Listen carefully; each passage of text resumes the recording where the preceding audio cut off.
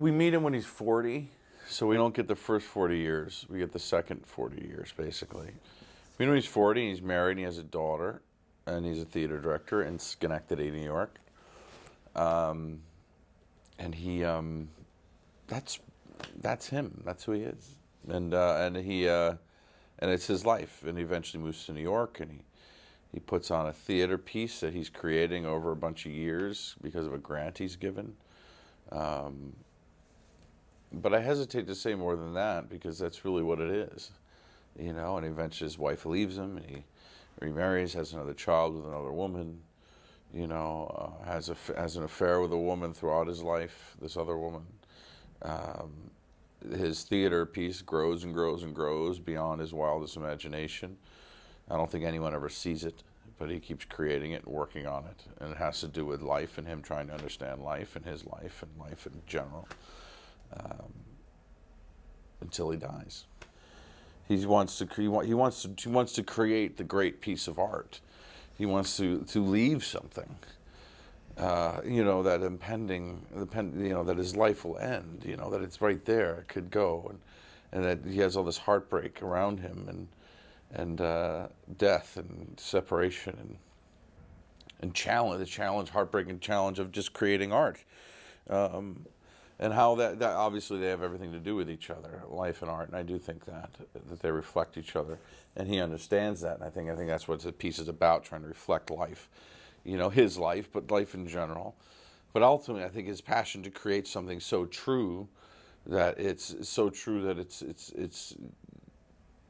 just so sad and brilliant and heartbreaking, and just like life is, and he wants to create that, you know, he wants to make, and that's really hard to do, you know, and I think, you know, but the extent and the lengths he goes to are pretty amazing. I think there must be there's obviously some selfish reasons of being able to view his own life, and therefore view it, he'd maybe learn something or be able to change. I think that's in there, but I do think the overriding fact is truth, is to get to the bottom of it somehow. But I don't think that's pretty profound. I don't think you have to make it any more profound than that. But ultimately, truly, it's a man's life. The art of it is just a reflection of that life, and I think that's what life is. Whether you're a plumber or a truck driver or whatever, that's your art, you know, whether people think that's crazy or not. I mean, life reflects what you do, you know what I mean, and vice versa. And it's just kind of this reflection that he has, that he literally creates. So even when we were shooting, I didn't like talking about it too much because I knew it just had to do with somebody wanting to create something great and honest and true pertaining to life, and a true mirror up to nature, you know, and then his desire to want to leave something, and that his desire to be loved for leaving something, you know. Then we really get down to his desire to be appreciated and loved, and that's a primary need of everyone on the earth, and that's a lot of what drove him, you know. So it's many different things. It is like you're inside someone's life, and how life is, and how time moves in life, and what you remember, what you don't remember, and what you understand and what you don't understand, and how things are moving along, and relationships end and relationships start, and death, and how life's just like that. It's just flying by, and the older you get, the faster it's going, and he really captures all that quite beautifully. And so it really is the whole. I think he's, you know, done something really special. Well, he ages throughout the film, so he goes from 40 to about 80, I think. It's, you know, not said specifically how old he is at the end, but so there was a lot of makeup. There was, I think, like 7 different looks for the guy, hair and makeup and everything. And he also, you know, from about 50 something on, he's with a cane because he gets this leg condition that's never really identified, and that's kind of a funny thing. But he also gets boils, and he gets sick, and he gets diseases, and things come and go, you know, like in anybody's life, you know. And those things really bother him. I think he gets really fearful about being sick and dying and these things. I think it really scares him and it fills him with fear and anxiety, like anybody, but maybe a little bit more than most. And that's also something that's driving him, you know. So yeah, there was a lot of technical, stuff I had to do with makeup and things. Yeah, it's just exhausting more than anything because you just had to change the makeup, and which takes a long time, and the skin on my face went through a real tough period. But it is. But you got to kind of just let go and give in and surrender to it, and stop worrying about it. But it was more of a time issue. What would give us the most time to work? That's really what became the issue more than anything. You don't want to eat up too much time, me and the makeup trailer. Charlie and I met. I was doing a play at the time. I remember I was acting in a play, and I would meet with him a couple times a week, and we'd read through stuff. And it's funny, we actually met a bunch, and rehearsed as much as we could, actually. Not a lot, but a lot. And that stuff's really helpful because what you do is you get inside the mind of the director, and they get inside your mind, and so you start to what it really helps more is the vocabulary you guys have together, the relationships. So when you show up on the set, you already have a rapport, an understanding about things that you're talking about. And that was helpful for this because this film was huge. Synecdoche was a big project. It shot for I think 9 weeks, and it could have easily shot for 15. And it was a bear, and so we had to be as prepared as possible to tackle what we did tackle, and we had to have a understanding of each other in a way that would get us through that, and the rehearsals helped a lot. But he has an incredibly imaginative mind and challenging mind, and he doesn't stop thinking, and he has wonderful ideas, but he also has incredible humanity. And so he's not just an idea man, he's a heartfelt man too, and it's just an incredibly imaginative, thought-provoking, intelligent way to look at a man's life. And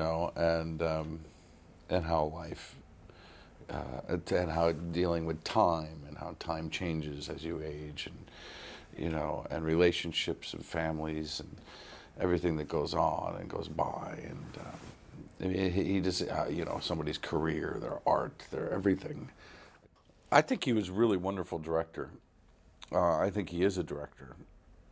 I think he's obviously a great writer, but I think he's a director. I think he is one of those auteur type people, and they're a specific type of person, and I do think he is that guy. There was never any time when we were shooting that I felt like he didn't understand what it meant to direct. He didn't understand what it meant to converse with the actor or the DP or whoever in a way that clarified a situation or helped or aided in some way. That he didn't, fight for what he thought was the thing that needed to happen. That he didn't have empathy for the struggles that everyone was going through. That he had that quality and he had stamina. So I think he to me he might as well have been directing his whole life in my view. I think he is purely innovative, and it is stimulating to the people around him. I don't think he settles for the pat or the merely understood. I think he's looking at the things that he himself actually can't wrap his head around. I think that's what he's actually looking at. It is a dramatic rendition of a life, but it's his incredible sense of humor. No, there's a lot of funny stuff. Maybe not as much as usual, but yeah, he's an incredibly funny guy. Yeah, Charlie has a way with the women. He did. He attracted a lot of amazing women. He sure did. I think he's saying something about a man's that what women are to men. Definitely the film is definitely dealing with. It says a lot about that women are the most beautiful thing. Something about that. So there are a lot of these really great little parts. Not all of them little, but there's a lot of great parts for women in the movie. There's Caden, and then there's like 7 women. It's Michelle Williams-Smith, Morton, Catherine Keener, Emily Watson. Diane, and it's just Diane Wiest. It's and I know I'm forgetting people. Jennifer Jason Leigh, Hope Davis. It's I mean, it was like this, all-star team or something. You know what I mean? It really was an incredible all-star team of actors, and I had a connection to all of them. And I think that says a lot about them. It says a lot about them, and that they showed up with an open heart to me, because I was going through the through the war with this thing, and they would show up, and they were so kind and open and just let me struggle, and they were just so beautiful and wonderful. All of them were so good. Catherine Keener is somebody I have a very strong affection for, somebody I've worked with before. And she plays my first wife, and that is the relationship that I think most, other than the Samantha Morton character, I think profoundly affects Caden. And you see that one through the whole film. So there is a special quality to that relationship, and I think also to the relationship Catherine and I have. And acting with her is something I really enjoy. But they were all really incredible. They really were. And I think that Charlie is a unique artist in our business. He's somebody that I know I've looked up to, and I think many people do, and many people see as somebody who's doing something that's innovative and new and exciting. And so he attracted me, he attracted them. I think people want to work with him knowing they'll be a part of something that is not your everyday thing. But the parts are also pretty, and he also is a charming guy. Yeah, so.